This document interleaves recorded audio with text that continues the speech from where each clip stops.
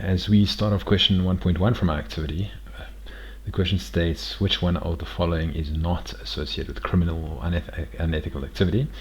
We've got clickjacking, geotagging, farming, and spoofing. Remember that clickjacking is when you modify the code of a website so that it looks like, or you think you are clicking on a button or a link, but you're actually being redirected somewhere else because they have overlaid certain transparent elements on the web page. So you think you're clicking a link, but you actually are clicking something unknown to you, and you get taken to another potentially unsafe website where people will try and steal your details or information. Geotagging is when you are able to record or log the longitude and latitude of a photo or some data. Farming is when you have malware on your computer, so when you type in an address to maybe a banking website, even though you've typed in the correct address, the malware routes you to a different address, and it looks a lot the same, and you might be tricked into entering in your information, and people might steal it. Spoofing is when people change the email address where the email appears to have come from. So you might think that you've got an email from your bank or from your employer, but someone has just almost faked that email address, and it displays as a legitimate email from the person, but it actually is not. It's illegal. So the correct answer for that is geotagging, because geotagging is not unethical or criminal. It actually is very helpful in some cases where you want to keep track of what photos are taken or upload things to Google Earth, or for many other purposes of adding metadata to your files. And then we move on to question 1.2, which of the following is an example of a microblogging service? Now, microblogging is when you can write very short messages that are displayed online for a long period of time. So the options are WhatsApp. Well, we know that WhatsApp is not microblogging, it's instant messaging. Telegram is actually also an instant messaging app. And MMORPG is a massively multiplayer online role-playing game which has nothing necessarily to do with microblogging. Twitter, we know, is a place where you can write short messages and share them and display them. So Twitter is actually an example of a microblogging service. Question 1.3, which one of the following is not an example of a system utility?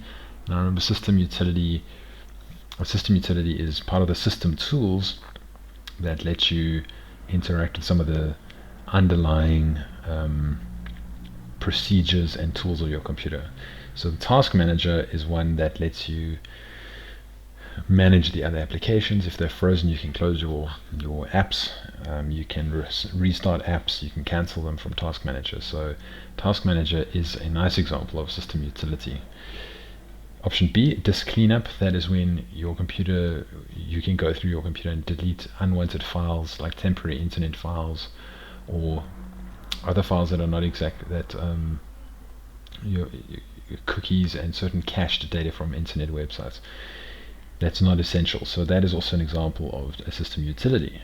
A disk defragmenter is also a system utility that copies all the related files and folders to a certain section, to the same section of your hard drive, and puts all the free space in another section, which speeds up the operation of the hard drive. So defragmenting your hard drive is also an example of a system utility.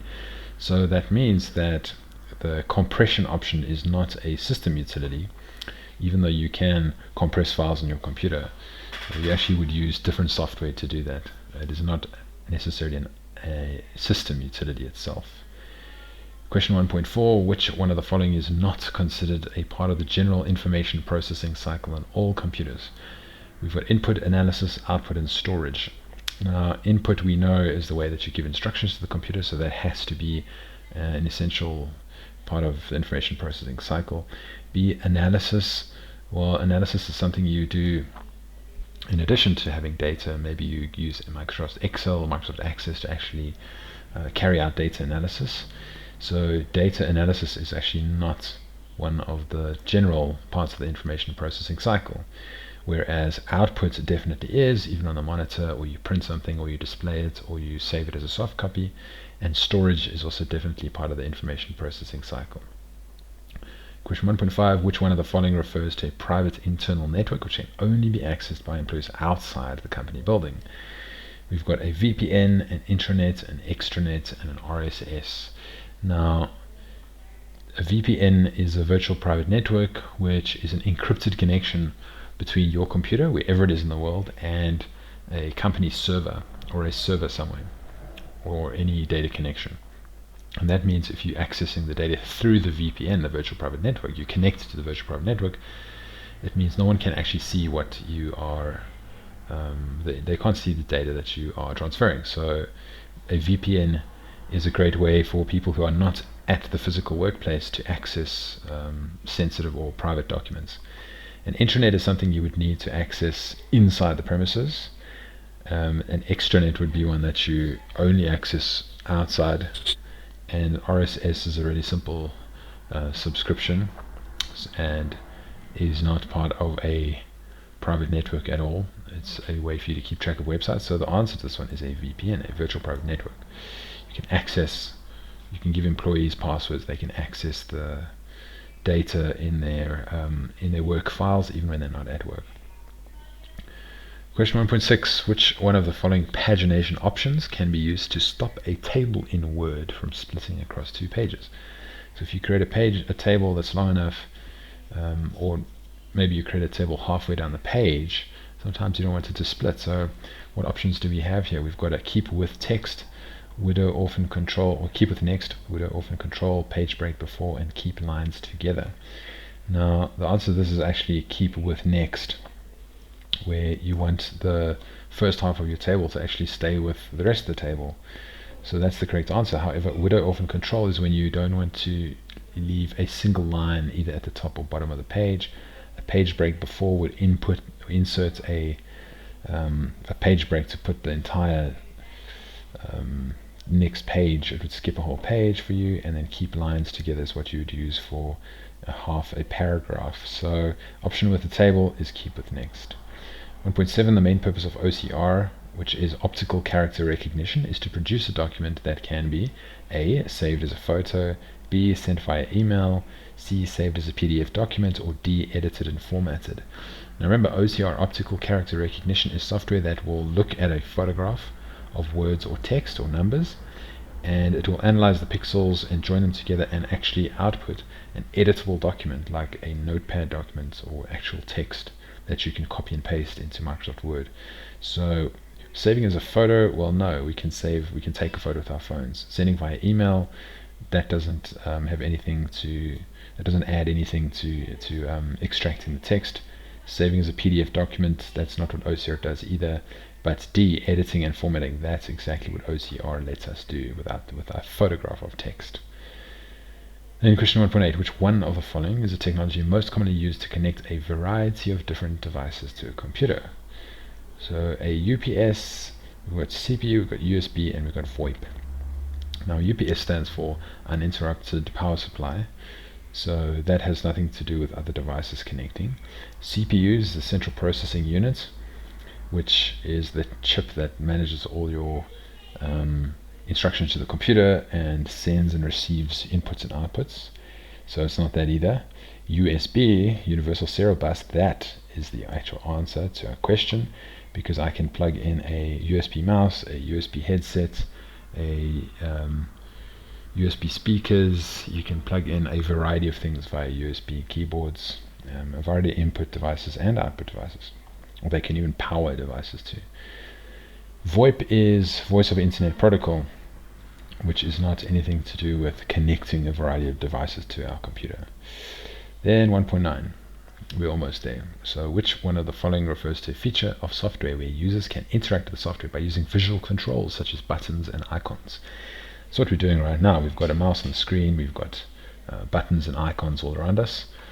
A GUI, graphical user interface. B, RSI, repetitive strain injury. C, GPS, and D, JPG.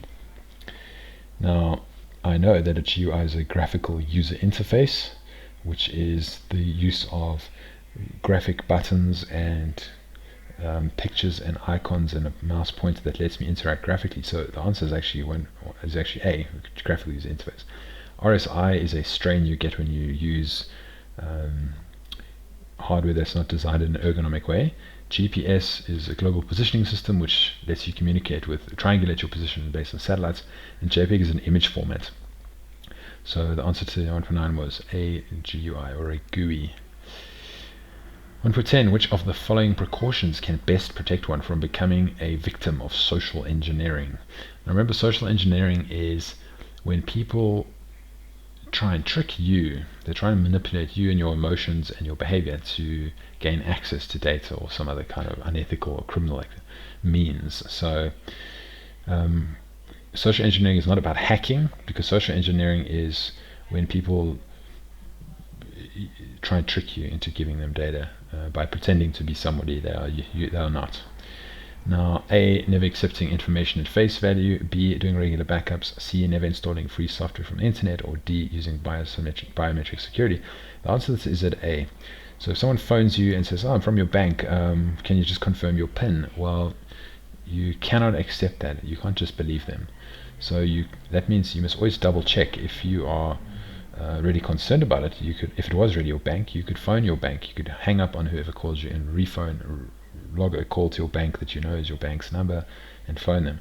If someone comes to your place of work and says, I'm here to fix your IT problems, you shouldn't just let them into your property. You should verify that they are actually who they say they are.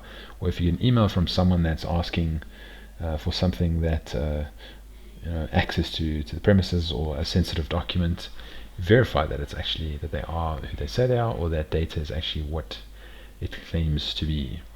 Regular backups is not going to save you from that will save you if there's a power failure, or if your hardware crashes, or if there's ransomware on your computer, for example.